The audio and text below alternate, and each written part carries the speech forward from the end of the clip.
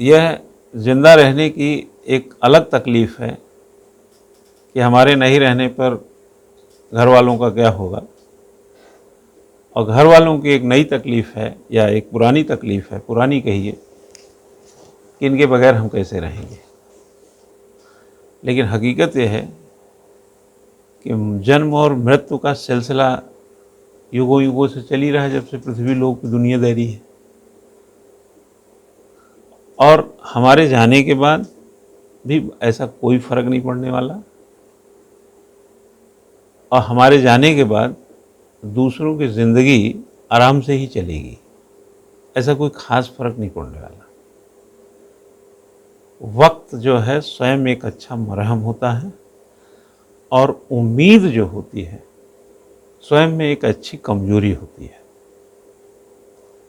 व्यक्ति नहीं होता है तो उम्मीदें ख़त्म हो जाती हैं, उम्मीदें शिफ्ट हो जाती हैं, और वक्त खुद ही एक संदेश बनकर, एक नसीहत बन कर के आपको इस लायक तैयार कर देता है कि वो हो न हो, अब तो हमें रहना है, तो ज़िंदगी को कैसे जिएं इसका वो औजार, उसका उपकरण जुटाना ही पड़ता है। कष्ट कुछ दिनों का हो सकता है, लेकिन कहिए कि पूरी ज़िंदगी लोग आपके बगैर कष्ट में ही झेल रहे हैं, तो आपकी ये गलतफहमी है। और यह सिलसिला सदियों से चल रहा है, युगों युगों से चल रहा है, और किसी के बगैर कोई ऐसा नहीं रहा कि उसका जीवन में तूफान ही रहा। और ये कल्पना भी निहायत कोरी ही है कि हमारे बगैर कुछ होगा ही नहीं।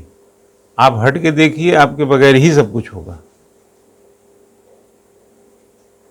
यह मानव प्रजाति में जो संवेदनशीलता है उसी का एक परिचायक है कि हम सहृदयता से जुड़े होते हैं, चाहे घर परिवार बीवी बच्चों के साथ, रिश्ते नातों के साथ हमारा जो स्नेह होता है, जो हमारा तारतम्य होता है, जो हमारा लगाव है, वही हमारे कष्ट का कारण है।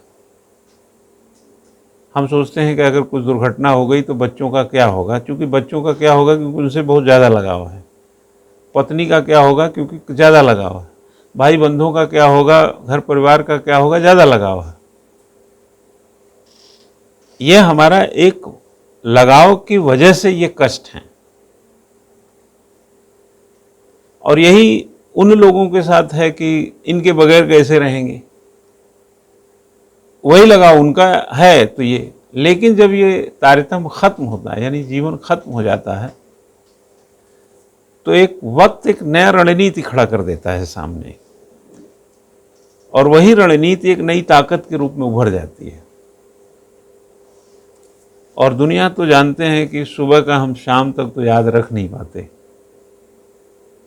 और साल 2 बरस का क्या याद रखेंगे। आदमी सिर्फ एक चेहरा होता है, चाहते वक्त के साथ ख़त्म हो जाती है। दिखते रहोगे तो वो चेहरा याद आता रहेगा, और जो चेहरे दिखने बंद हो जाते हैं वो मानस पटल से ख़त्म हो जाते हैं। आज से 10 साल पहले जब प्राइम मिनिस्टर मनमोहन सिंह साहब थे, तो अखबार में मनमोहन सिंह साहब का चेहरा दिखता था,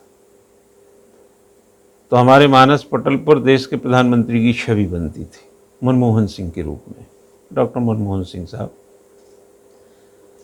चेहरा बदल गया 2014 में, मोदी साहब आ गए।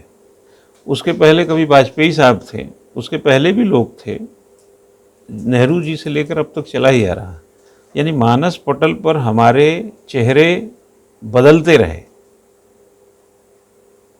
ऐसा लोगों को लगता है कि हमेशा लगा होगा, इंदिरा गांधी के टाइम में लगा होगा, इंदिरा जी नहीं होंगी प्रधानमंत्री तो कैसे वो देश चलेगा।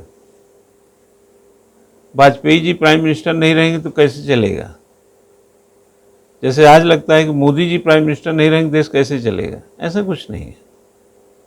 लोगों के बाप नहीं है तब भी घर चलता है, लोगों की माँ नहीं है तब भी बच्चे इंजीनियर बन रहे हैं, डॉक्टर बन रहे हैं, आईएएस बन रहे हैं।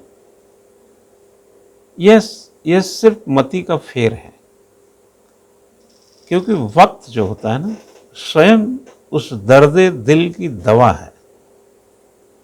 और ज़िंदगी में जो सांस चलती ना हमारी, उसको बनाए रखने की जो रणनीति है ना हमारे पास, वो वक्त स्वयं खड़ा करता है कि आप इस पैटर्न पर अपनी लाइफ को जीते रहिए।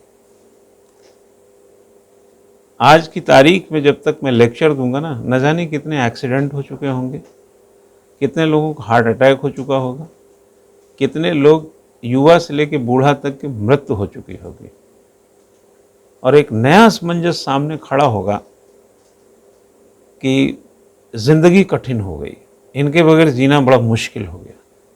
लेकिन ज़्यादा वक्त नहीं लगेगा, 2 महीने 4 महीने, किसी के लिए 6 महीने 8 महीने साल भर, फिर जिंदगी उसी पटरी पर, उसी सड़क पर, उसी मकान दुकान में फिर उसी सरपट के साथ दौड़ती है।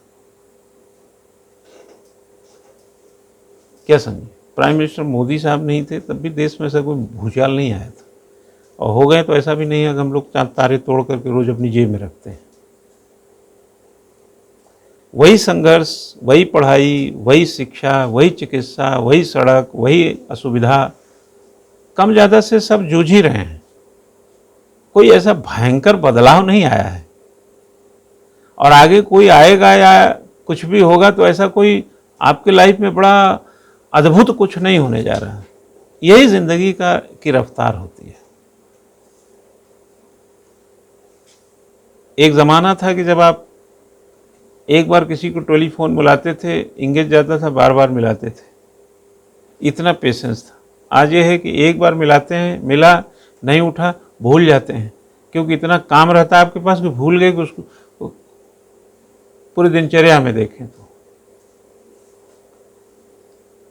तो ये जो बदलाव है, इस बदलाव के साथ ज़िंदगी स्वयं एडजस्ट कर लेती है। कहीं ज्वालामुखी फट रहा है, कहीं तूफान आ रहा है, कहीं लू चल रही है, कहीं बारिश हो रही है। हर परिस्थितियों में जीवन संघर्ष लिए हुए है और ये चलता रहता है। इस पृथ्वी को लोग मृत्युलोक ही बोलते हैं। पृथ्वी मृत्युलोक है ना, स्वर्गलोक तो बोलते नहीं, लेकिन लोग कहते हैं पृथ्वी पर ही स्वर्ग है। अब वो तो अपनी अपने ढंग की डिफिनीशन है। इसलिए एक हकीकत यह है कि किसी के होने या नहीं होने से बहुत अंतर नहीं आने वाला है। ये सिर्फ हमारे वैचारिकी का एक स्वरूप है। इसलिए समय जो है ना, समय की कीमत आपकी नज़रों में और इनकी नज़रों में या और किसी की नज़रों में अलग अलग है। विवेकानंद जी 39 साल में जैसे आपने देखा कि निकल गए, 39 साल में ही इतने अजर अमर हो गए कि लोग उनको बड़े शिद्दत से पहचानते हैं। कोई लोग सैकड़ों साल जिए, उनको मानस पटल पे नहीं रख पाते लोग। तो आपकी जो समाज में जो ज़रूरत है और समाज में जो आपने ज़रूरी बनाया अपने लिए, समाज में अपनी ज़रूरत को एक प्रकार से प्रस्तुत किया, वही कुछ देर तक टिकती है। गांधी जी आज भी मानस पटल पे हैं, अम्बेडकर की बात करिए, और भी लोगों की बात कर सकते हैं। बाकी चलता ऐसे रहेगा। तो आसान और अच्छा तरीका यही है कि समय की कद्र की जाए, और उससे अच्छा तरीका यह है कि अपने पर ध्यान दिया जाए।